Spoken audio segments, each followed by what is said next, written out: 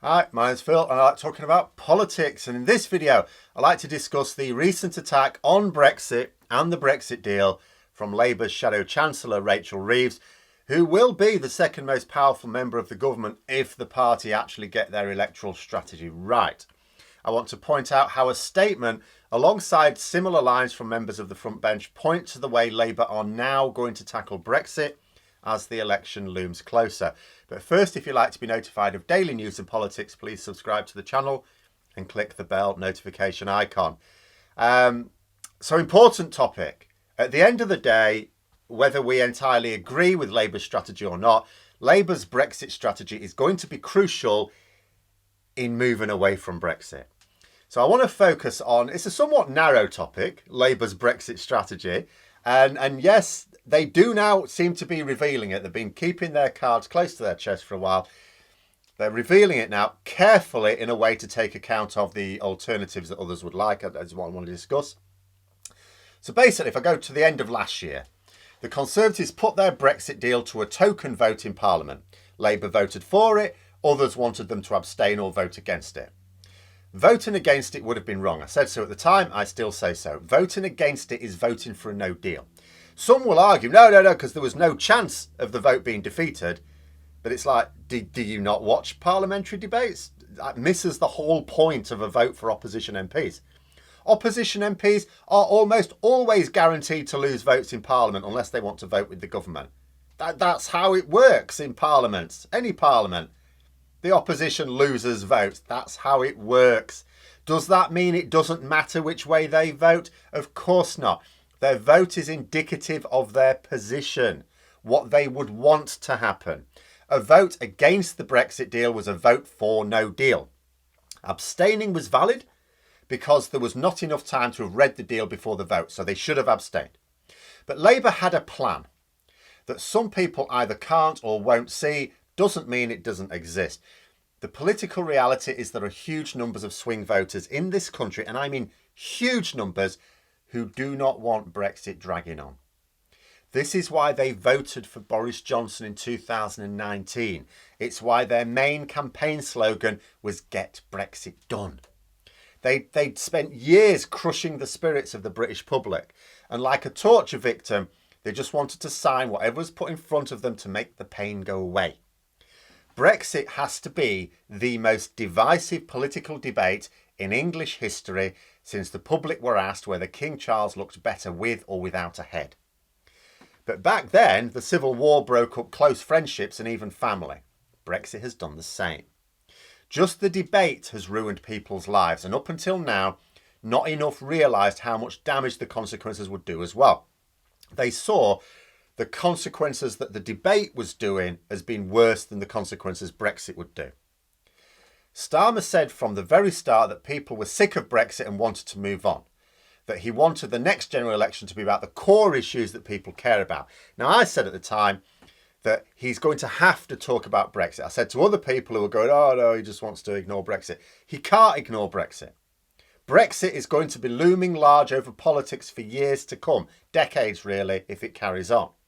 He's going to have to talk about Brexit because it's going to be forever now. But he was right that people didn't want to talk about it. The trick for Labour is being able to attack Brexit without being the ones to be accused of poking at the wounds. Because if they get it slightly wrong, the government will just say, well, we wanted to move on from Brexit, but they won't let us. You know, we need to face facts. People do not want the divisive Brexit debate to continue. But it's vital to the future of this country. But too many people don't want it to be. Now, before I go into some pros and cons, let's look at Labour's position. There have been a number of attacks on Brexit throughout the year. It's not right to say Labour haven't attacked it. They've attacked it from the start, but it's been relatively low key. You wouldn't have, well, unless you pay careful attention, you wouldn't have seen it. Really what we need is for it to be raised in profile. Ideally, we need Keir Starmer to attack it on a regular basis in Parliament, in PMQs, and in the media in order to really raise the stakes.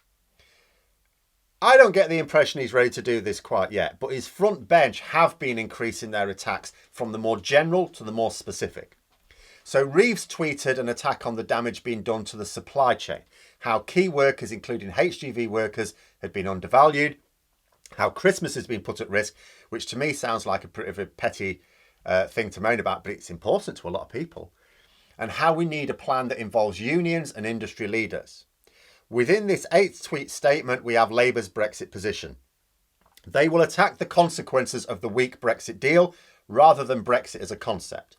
That will disappoint some. But consider that Labour's job is to get into government. It makes no sense to campaign for a return to the EU for the following reasons. 1, they would lose the next election. There are swing voters who would vote for such a position, but those same people would have voted for the second referendum in 2019. Didn't get it, did we? If their numbers weren't enough then, they won't be in the next campaign where the government will have fiddled the constituency boundaries, have even tighter control of the media and be making it harder for a lot of people to vote at all. The odds are stacked very much against the opposition, much more so in the next election than the last one even. Polls consistently show that there is nothing like a majority in favour of returning. There are more people who regret Brexit than are glad. Absolutely clearly more people regret Brexit than are pleased about it. And that comparison will only widen over time. But the same polls do not show an appetite for returning. The attitude is more like, if you want to know the attitude of swing voters in this country, it is, we shouldn't have done it really, but we did, so let's make the best of it. That is the attitude of the British population right now. And a party who wants to win an election has to face up to that. The second reason is that Labour cannot possibly make good on such a promise. If they campaign to rejoin the EU now, it's not possible. A general election is for what you do during the coming Parliament. We can't rejoin in the next Parliament. It's too much to do. What we can do is rejoin the customs union and single market, which removes almost all of the problems with Brexit. But, and this is really important, it isn't even an easy sell to rejoin the customs union and single market. People can be shown that the deal is bad for us, that it's creating shortages, that food prices are rising, that we're becoming more reliant on imports, that key workers are being underpaid. All of those things are ripe for political debate, and the public will vote for a clear plan that seems to deal with these issues. But they are still wary of the fractious Brexit debate. The Brexiteers who have control, bear in mind, they have control of most of the media, and the government will fight tooth and nail against it. From opposition, it's very, very difficult to make the argument because the megaphones of this country are controlled by the Brexiteers. They will stoke up their anti-EU rhetoric again, no matter what Labour promises at the next election campaign. We will still be out of the EU going into the one afterwards. Doesn't matter what their policy is, doesn't matter how people vote. Guaranteed, cannot join the EU in the next Parliament. What rejoiners will be voting for is either moving closer to that day where we rejoin or moving further away from it. That's the choice. People point out that the hard Brexit papers like the Express and the Mail seem happy to talk about the problems of Brexit and even say they are related to Brexit. I've been doing so myself, in fact. But make no mistake, and I discussed this yesterday, they are not starting to change their tune on Brexit. They are reporting these facts because they cannot deny them once they are obvious without losing credibility. They are accepting the issues in order to nudge people along the path to misdiagnosing the core problem. They are working subtly to get people to think it's some little tweak that's needed to Brexit, if anything at all, to unlock the solution to these problems. There isn't going to be a sudden clamouring to rejoin the EU. It will need to be a step-by-step process. If the Conservatives win the next election, come the following general election, we will be much further away from rejoining than we are now. And the more we diverge, the longer it will take once we eventually displace them. Now, Labour can't win as such. It's not like who wins, either Conservatives or Labour. Labour can't win the next election. But an alliance of anti-Tory parties can.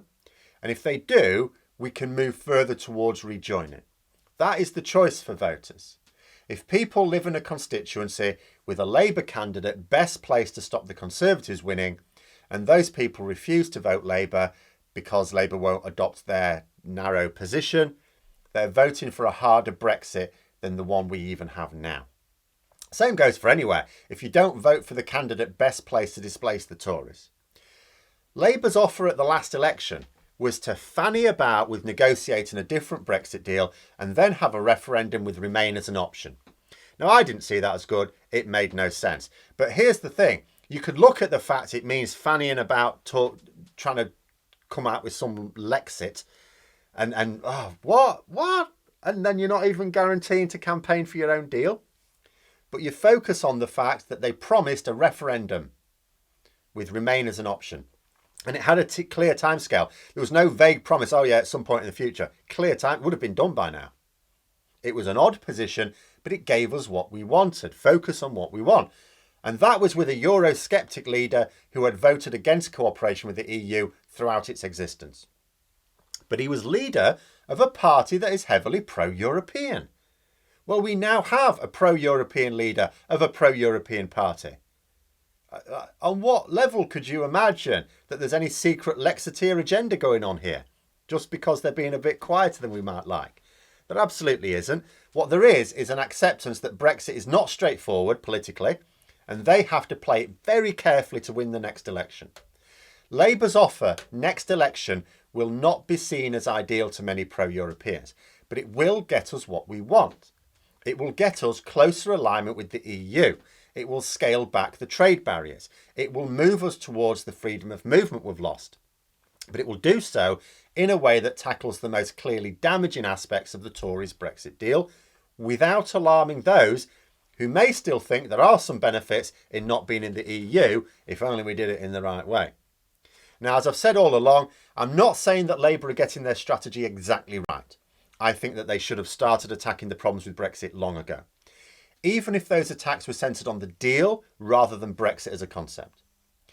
But I also understand their caution. They've always intended to attack Brexit. Senior members of the party talked openly about this last year. So I knew it was coming, but that the timing had to be right. I would still argue that the start of this year, when Brexit was the only thing they had to land blows on Johnson with, would have been better timing. Instead, what did they allow? They allowed the vaccine boost to crush them in the polls. It was a very, very dangerous time for Labour. Yes, they survived, and they're still behind.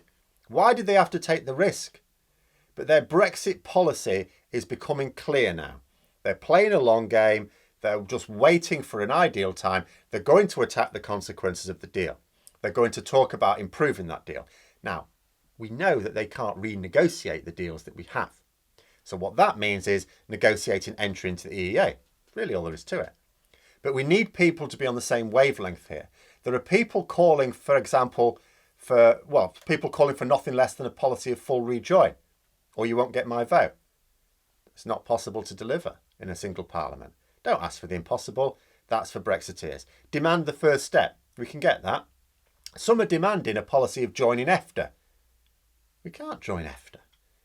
Our economy is nearly 3 times the size of all the EFTA countries put together.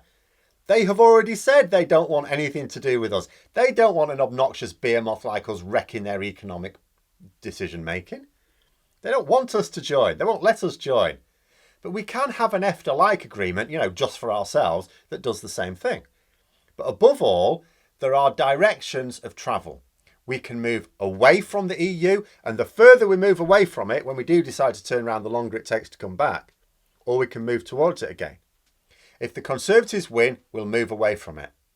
Anything that people do or don't do that doesn't counter that result is an action or inaction that moves us further away. You can blame others as much as you like after the results come through, why you wouldn't vote a particular way, but the result will be the same. We'll become an even harder Brexit nation. Really that simple. Doesn't matter whether Labour's position is anti-Brexit enough for you. Labour forming a government supported by other parties, because they can't win a majority anyway, moves us closer to the EU. It's inevitable. Doesn't matter what their explicit policies are. Doesn't matter if it means what you think it means. Their members and their voters are overwhelmingly pro-European. So will their agenda be. And that's not just obvious because of the makeup of Labour members and voters, the clear majority of whom I say are, as I said, are pro-European. It's obvious because they've made this clear in policy statements. Hopefully they'll get that message out, because not everyone reads their policy statements, of course. So hopefully they'll get better with the messaging over the next year. But those are my thoughts. It's slowly looking more hopeful, painfully slowly, if you ask me. But slow is better than, static. But But let me know your thoughts in the comments below. Hope you found the video interesting. If you did, don't forget to click the like button. And if you'd like to support the channel further, please also click the Patreon link for details. And until next time, I'll see you later.